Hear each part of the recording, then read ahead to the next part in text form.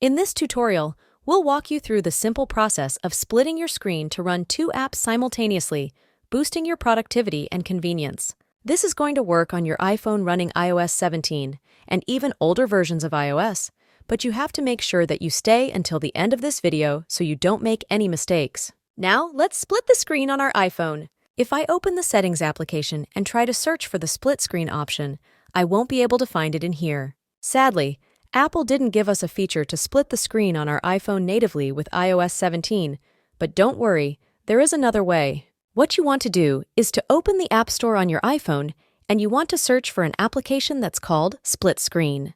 This app is absolutely free, and I'll make sure to leave a download link in the description of this video so you can open the link and download the right application.